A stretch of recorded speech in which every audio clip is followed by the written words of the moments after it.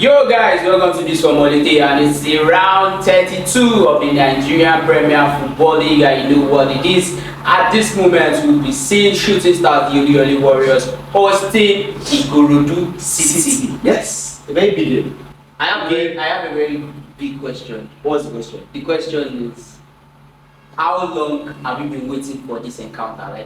How long have you been waiting for this encounter? Like, it's been an encounter that has been on everybody's lips since was it October or yes, September? last time we played against yes, since we played Ikorodu. Now they don't wait for that place. We said they going for it. Yes, well, it's been on everybody's lips. Every Shooting Stars fans have been looking forward to this game. There's some other games, like the game against Remo. Yeah. Those are games that they're looking forward to and saying, you people, what do you show us on our side? Who are you to win us? We say we'll show you for here and win you. And you know what? That's just the beauty in the game of football. Yeah. The fact that it helps, it enhances the relationship between fans and the competition. Yeah. There's love in it. With the fact that they are saying, let's do it till you come. You know what? You've played a team for the past 3 or 4 months. Yeah. And you're looking forward to when next year you're going to play them. You know, it even helps the business. It helps the business thrive and all that. So it's going to be a big game for Shooting Stars. They have to prove a point. It's a Southwest derby. And if Ikorodu City should get a point, it's going to be 4 points out of possibly 6. If they get 3 points, 6 points, beating them home and away,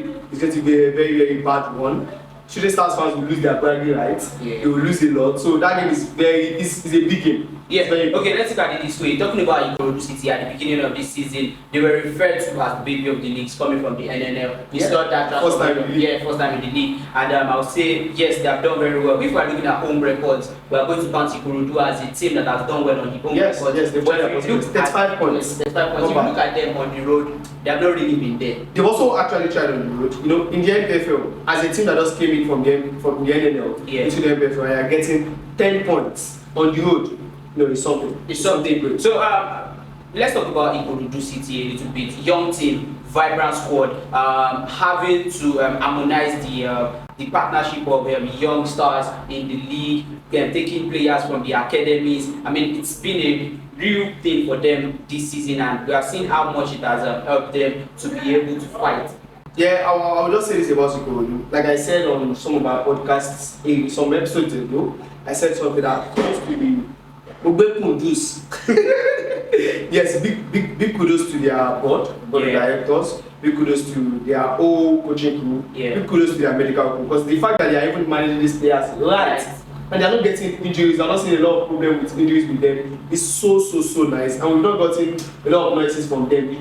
All they do is just play game, win. And most of their wins this season, you will see like more than 3 or 4 games, they are coming from behind, from losing maybe 1-0, and you see them win 2-1, 3-1, and I feel like at some point in the league, they were the highest scoring side. They scored 3 goals, 4 goals. They are goal scoring side, so they keep scoring back to back, and that team is a team of young players. They are youngins and they are youths, vibrant and fighting for something, showing that yes, this NPFL, you all have said, these guys are babies, these guys will not agree with. Sporting Lagos tried and they don't go this year. Doma United tried their possible best. We've seen a lot of teams come with this. We call it initial graduate. But they did not even, because they did not have any initial graduate. At some point they were, I think, you know, they brought a coach. A coach came in and they decided the coach before they collected them Aweru. Yes, and that coach came. So it was immediately after they got the new coach. It was like a change in dimension, a beginning of a new dawn, and it's been so good for them. They tried their possible best, and now they're running for continental football. If they win against Shooting Stars, they'll be on the 4th position. Not even if they win against Shooting Stars. If you look at it, you will see that form. They're making it into the FA Cup. And now we saw they lifted Crown FC 3 goals to 1, and we are seeing that they are pushing on every side of them to go for a continental slot. Well, I wish them the very best, but then let's come back to Shooting Stars. The Oluyole Warriors, good emphatic win against Niger Tornadoes. Niger Tornadoes that have been good on the road. Although that encounter was a little bit dramatic. No, it was full of drama. It was full of drama. So, but then, what do you think Bengal Potter needs to do now that the squad is fully back? We have loads of players at the back. No, so I feel like before that game against Niger Tornadoes, before that game against Academy Warriors, we had some injuries. We didn't see some players like Tijani, we didn't see a lot of players. But now, we didn't see Utin also. In Tornadoes, and also based on their last training, Utin is back.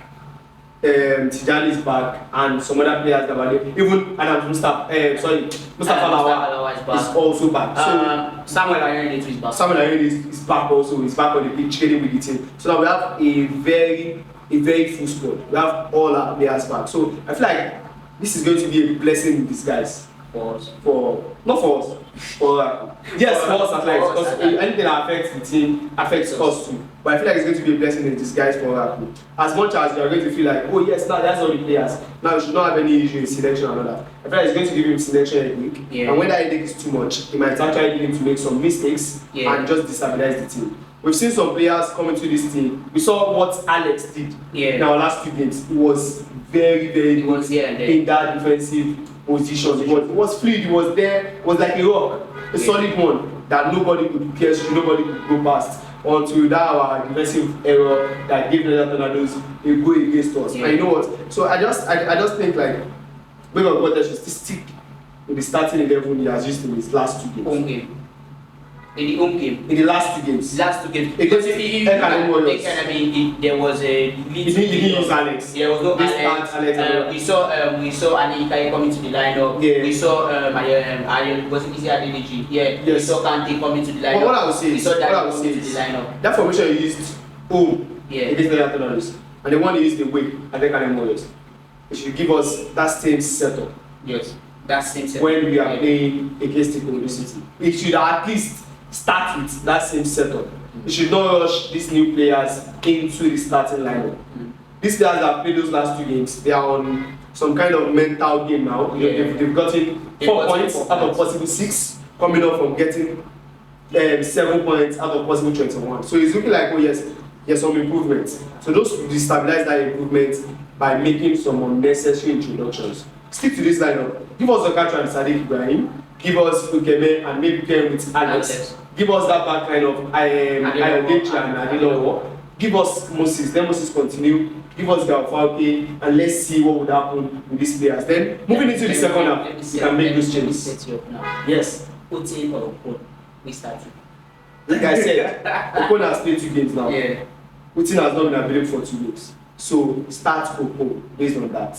Utin can be introduced in the second half or open the end of the game. But starting 18, he has not played 2 games. You cannot compare to someone that's played 2 games on the bounce. Yeah. That's what I think. So let's look at these players like for like. Let me go, not like for like actually players to watch out for. And from our own side, I'll pick like 3 players. Antonio Kachi, good one. He scored against his former. He's played against his former team again. And he scored against them. In our last game.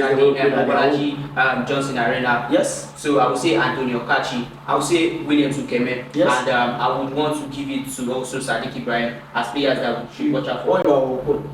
I wouldn't want to take that. I feel like we should actually add Okon into that. Yes, Sadiq Ibrahim scored a goal against Lekan Warriors, and I feel like they might actually still get the goal against Ikorodu City. And Williams Ukeme has been like an engine for us in that midfield. He's been dictating play. Yeah. He's been doing so well. Antonio Okachi too has been pressing and doing so nice also for himself. We always see and now playing against his team, you will see him play like this is going to be his last game of his career. He gives his all on the pitch in this kind of situation because he has a point to prove to the fans and also to his own team and all that. So I'm sorry there. For Ikorodu, I think shouldn't be wary of some of their players. Shola. Adelani. Hey! Shola. Review.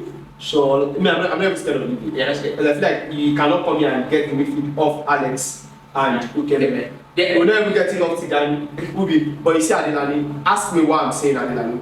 It's because if you check our play, we play with the wings. Yeah. So if in most situations, when we press it our attack and you see Galfalke press also. Yeah. You see Utin or Okon press also. And when they press, it gives us some kind of unbalanced backline. Yeah. We don't see our backline stay in shape. So I feel like if they counter us from this kind of situation, it might affect us and they might get the goal off that. But if the coach can put our defense line in shape, I feel like we don't have issue. But based on recent games that we played and our form so far with our defensive line, I feel like Adelani is a player we should be very, very scared of. He's a player that will take you on. He's a player that loves to dribble so much. And he's a player that likes to bring football, bring game to you. And that's actually very like, oh my god. Okay. But yes, it's the Lekan Salami Stadium. It's the home of the Warriors. We've not lost any game here. We've played against the best of the best, the lowest of the lowest, and even at most, we still grind out a point. I feel like against Ikorodu, the point will be a slap on our face. We are going to get a win against them. That's my prediction. That's your prediction. A win against them. Yes. So yeah, guys, honestly, I mean, it's a match that I've been looking forward to since the beginning of the season. After that 2-1 defeat at the Mobolaji Johnson Arena at Lagos. So right now is our time to actually come out and support our own team. Yes. That's talking about Shooting Stars, the Union Warriors, and that match is going to be coming up on Sunday. That's by 5:30 p.m. at Lekan Salami Sports Complex. I mean, it's a game for you not to miss, and you just have to be there. Don't let them gist you At all. Then gist. So yes, guys. So yeah, definitely follow News from Holiday on every platform, from Instagram to X to YouTube to Facebook to TikTok, Everywhere. Just search for News from Holiday. There's no any other news again. Like go find another news. You don't be happy like you don't be the happy like so. So yeah, that's at this note is where we say our goodbye.